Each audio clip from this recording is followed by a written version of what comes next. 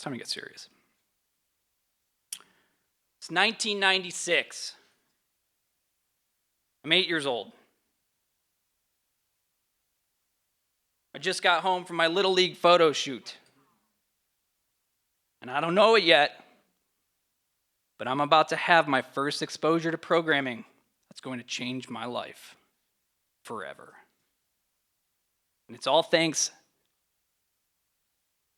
to this piece of hardware.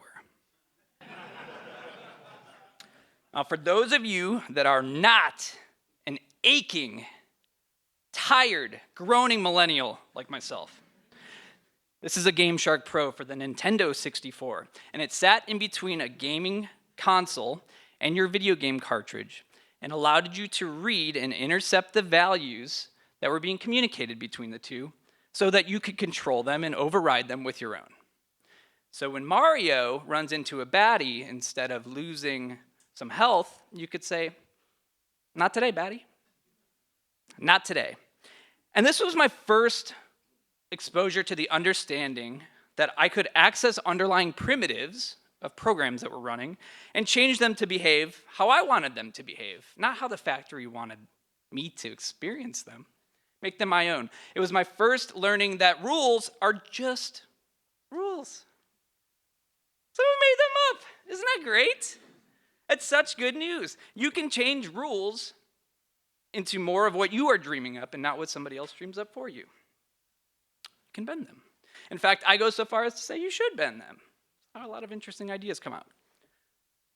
Almost 30 years later, a few weeks ago, I had a call with my boss, Steve. Hey, Steve. He asked me to put together a custom video player using MediaChrome, which is our video player toolkit. He told me, be creative. Have fun. Be inspired. But bring some business value, too.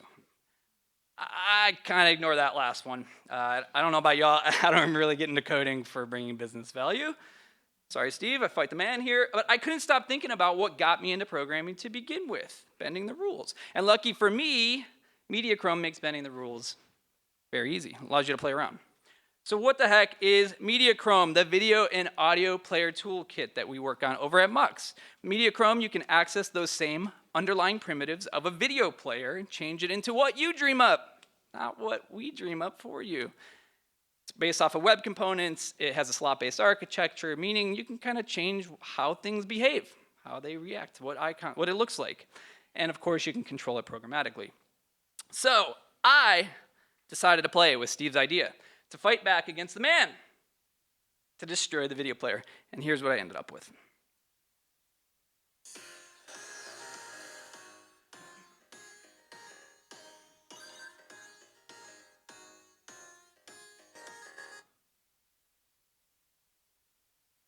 Uh-oh. That's not what I ended up with. How does that even happen? Let's try reload here. So good, it happens twice. What does that mean? Hold on.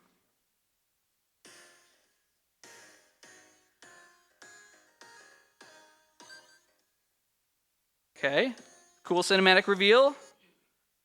There we go, okay. Guys, it's destroying me right now. Hold on a second. Is there like an actual error that's happening? What do I even do with this? What are we seeing? What does that say? I can't even see.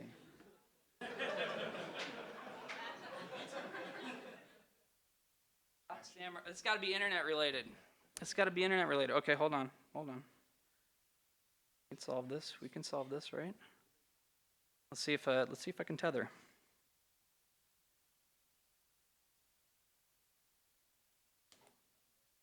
Internet. I thought we solved this by now. Okay, let's see. Here we go. Wait, this time.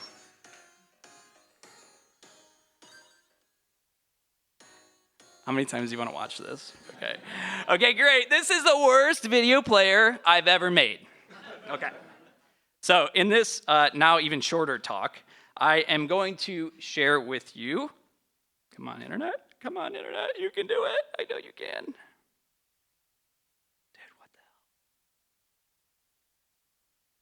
There it is. How I built this scene. How it controls the video, and the future of video players. Okay, so what the heck is this thing? Okay, this is using Three.js and React 3 Fiber, which is a wrapper for Three.js that you can use right within React. But guess what?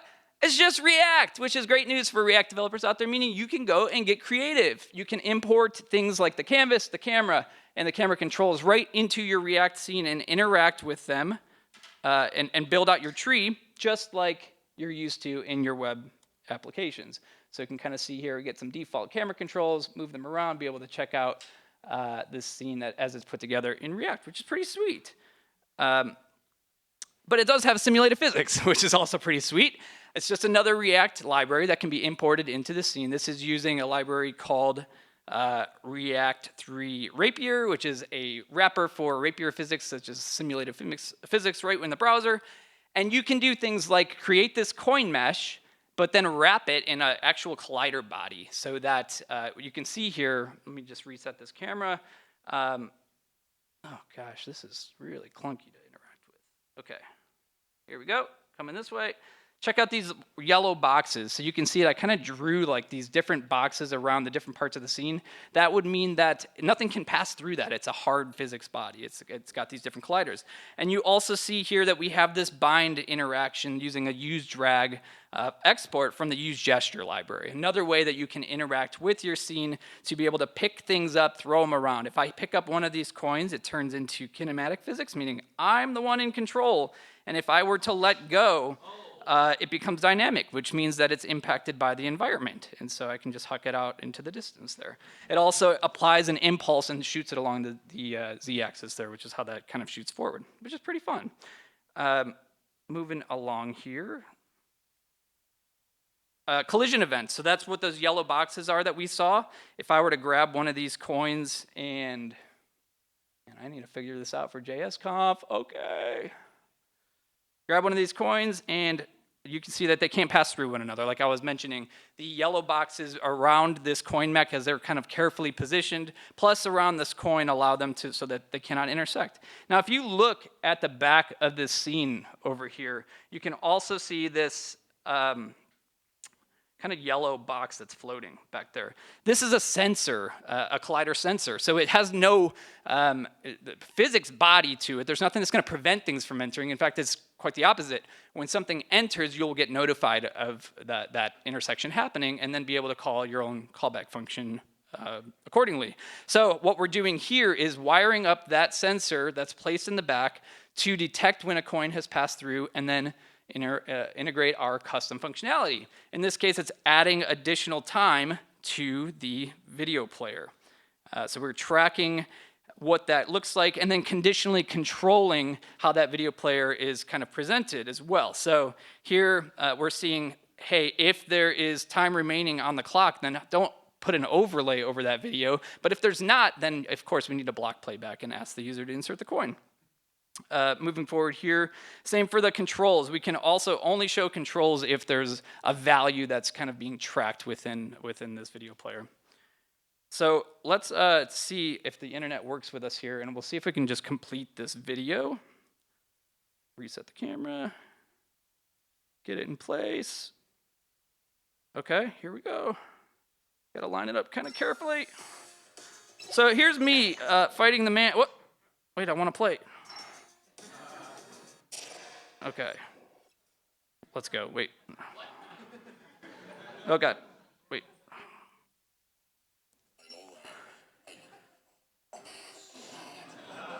Oh, is he throwing Zoom notifications at me? Come on, baby.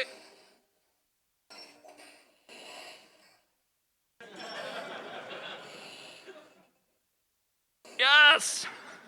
We did it! It's a lot of fun. I actually had way too much fun with that. And you can bend the rules, so if you just wiggle the wire a little bit, you can also get a coin drop in place, which is really nice. If you run out of coins or chuck too many into outer space. Okay, so a lot of fun. What is the stack for that? This is what we have listed here: React 3 Fiber, the Rapier Physics, Use Gesture. This is actually all created by the same group. They're called the Poimandres group. And it's unbelievable the amount of creativity that comes out of this GitHub repository. I just follow it for the heck of it. I encourage you to do the same. The video side is powered by MediaChrome, as we talked about, and Mux for the video delivery. So how many people have heard of MediaChrome? That's a lie. I just gave a talk about MediaChrome. Everybody in this room has heard of MediaChrome. How many people have heard of Video.js?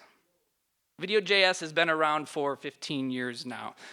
Video.js is kind of the more popular, well-known video framework. But I have good news here. We are also overtaking some work on Video.js in the latest release that's going to be version 10 and bringing the best parts of MediaChrome over to Video.js. That includes modern architecture, React, first-class React support, and making it composable by design, which is great. We're going to have a release for this in Darius, right, in the next few weeks, along with a stable release Q1 next year. So, sorry for running long here, but I was just hoping to get this message out that if there's one thing that I can tell you today, it's not to check out Mux. It's not to check out MediaChrome. It's to bend the rules and bring back the creativity of the web that seems to have been lost somewhere along the line in favor of Jira boards and staleness. I gotta go. Thanks.